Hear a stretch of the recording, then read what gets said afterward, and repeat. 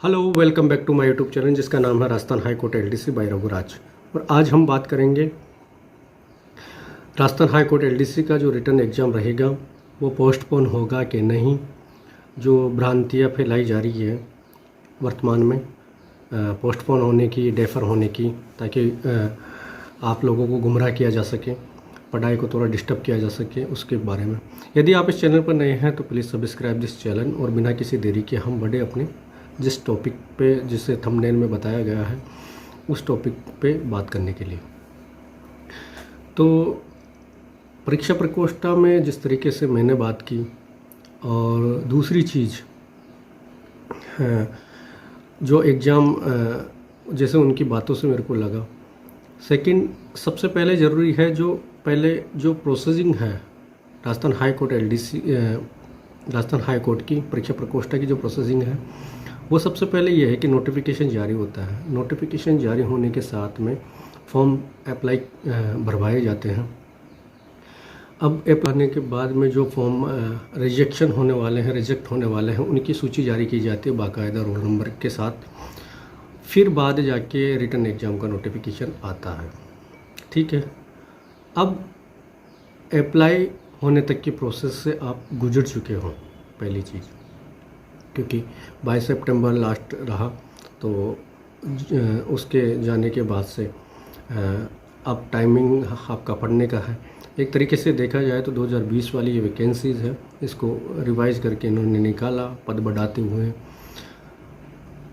तो ये जो भ्रांतियाँ, जो चीज़ें फैल रही है कि पोस्टपोन होगा एग्ज़ाम, तो आप किसी के बहकावे में मत आइए बिल्कुल भी। आपका एग्ज़ाम एक्सपेक्टेड डेट जो मैंने बताई है, नवंबर 3rd वीक से लेके दिसंबर में कभी भी आपका एग्ज़ाम कंडक्ट करवाया जा सकता है। पहली चीज़, कहीं से भी आपका एग्ज़ाम मार्च अप्रैल में 2023 में नहीं जाने वाला, पहली चीज़। दूसरी चीज़ कि CET के लिए और जो 3rd ग्रेड टीचर्स की जो RSMSB ने कैलेंडर जारी करा है, तो कहीं से भी आप दोनों ही एग्ज़ाम बोर्ड को रिलेट मत करिए। न्यायपालिका में एग्ज़ाम कंडक्ट करवाने की प्रोसेस बिल्कुल अलग है और बजाय RSMSB LDC के। ठीक है, वो एक अलग बात है। यहाँ कैलेंडर जारी नहीं होता, वहाँ कैलेंडर पूर्व में ही जारी कर दिया जाता है, वो भी एक्सपेक्टेड डेट के साथ। उसमें भी श्योरिटी नहीं होती कि भाई उस दिन ही आपका एग्ज़ाम कंडक्ट होगा, बट एक मिल जाती है आपका एग्ज़ाम की कि भाई अब जैसे CET के लिए 6 से लेके 6 जनवरी एक डिसाइड तारीख है, फिर बच्चे उसी के अकॉर्डिंग पढ़ना स्टार्ट करते हैं। भाई CET एग्ज़ाम जनवरी 23 में लगना है। यहाँ ऐसा कुछ नहीं है, यहाँ एक्सपेक्टेड पे ही चलता है सारा मामला। तो कोई श्योर आपको गारंटी नहीं देगा कि एग्ज़ाम किस तरीके से होएगा, पर आप ये मान के चलिए 1.5 महीना आपके पास है एग्ज़ाम में अभी भी लगने में। नवंबर के 3rd वीक से लेके दिसंबर में आपका कभी भी कंडक्ट करवाया जा सकता है। ये अच्छी बात है कि दिसंबर में आपका एग्ज़ाम रहता है, पर ये भूल के भी आप दिमाग में मत लाइएगा कि मार्च अप्रैल में आपका 2023 में ये एग्ज़ाम किस सकेगा। ठीक है, अब कई सारे बच्चे ऐसे हैं जो काफ़ी एडवांस लेवल तक पहुंच चुके हैं, बिकॉज़ उन्होंने 2020 में भी ये एग्ज़ाम फॉर्म भरा था, उसके साथ में तैयारी भी करी। अच्छे खासे मार्क्स उनके रिटर्न एग्ज़ाम में जो पहले दिए उसमें भी आए। टाइपिंग के लिए वो जुट चुके थे, टाइपिंग उनकी अच्छी खासी रही होंगी। वो चाहते हैं कि वो ये एग्ज़ाम कभी भी रहे, वो नहीं चाहेंगे कि ये एग्ज़ाम आगे थोड़ा किसके। तो उन लोगों का भी सोचिए, पहली चीज़। दूसरी चीज़, ये कहते हैं भाई ट्रेंड चल रहा है ट्विटर वगैरह पे, तो यहाँ कोई नहीं ध्यान देने वाला, ना रजिस्ट्रार ध्यान देने वाले हैं, न्यायपालिका ध्यान देने वाली है। ट्रेंड कितना ही चले, ये सोशल मीडिया पे ध्यान देने, सरकार ध्यान देती है, गवर्नमेंट ध्यान देती है। न्यायपालिका पहले से सेपरेट है अकॉर्डिंग टू इंडियन कॉन्स्टिट्यूशन, और कार्यपालिका ये सब चीज़ें अलग हैं। तो ये इनके परीक्षा बोर्ड्स भी अलग अलग है, पहली चीज़। और जितनी रैपिडली जो इनकी प्रोसेड होती थी पहले, कोई भी एग्ज़ाम का नोटिफिकेशन आने के साथ में जो जितनी जल्दी इसकी प्रोसेस होती थी राजस्थान हाई कोर्ट के लिए, वो काफ़ी अच्छी थी।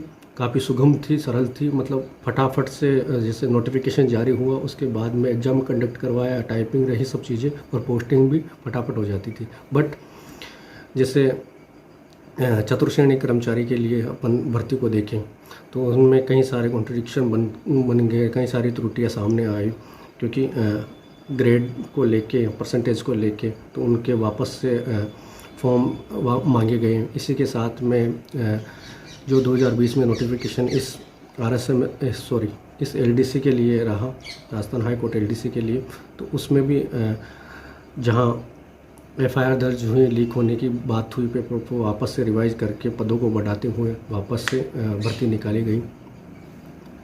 तो प्रोसेस काफ़ी सरल और सुगम थी, जल्दी प्रोसेस इसके होने वाली है, उसी को ध्यान में रखते हुए सब सारी क्रियाएं होंगी। तो बिल्कुल भी कतई भी आप बहकावे में मत आइए कि आपका एग्ज़ाम पोस्टपोन होगा।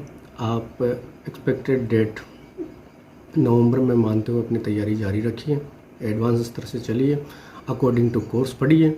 कोर्स के बाहर जाके आपको कुछ भी नहीं पढ़ना है, अकॉर्डिंग टू कोर्स ही आपको पढ़ के चलना है। जो कोर्स में राजस्थान हाई कोर्ट ने जारी करा है अपने नोटिफिकेशन में, उसके अकॉर्डिंग ही आपको पढ़ना है, बाहर जाके कुछ भी नहीं पढ़ना है।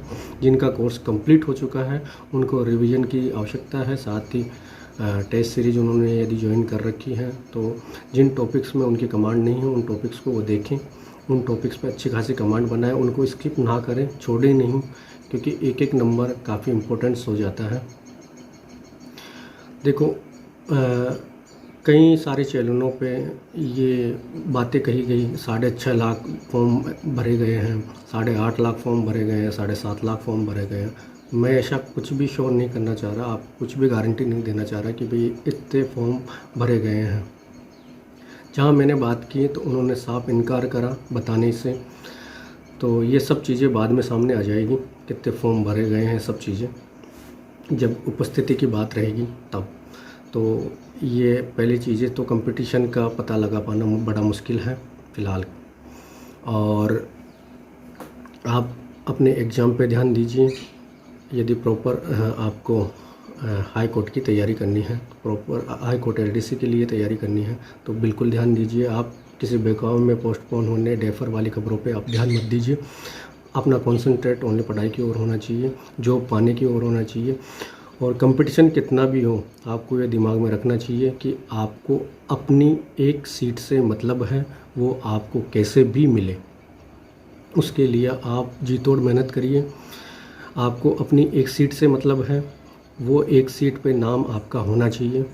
इस तरीके से आप मेहनत करिए, डिमोटिवेट मत होइए कंपटीशन को लेके, सब भ्रांतियों को लेके, एग्ज़ाम पोस्टपोन होने के। निरंतर आप अपनी तैयारी पे ध्यान दीजिए। इसी आशा के साथ मैं विदा लेता हूँ, मिलते हैं अगले वीडियो में। Thanks watching this video.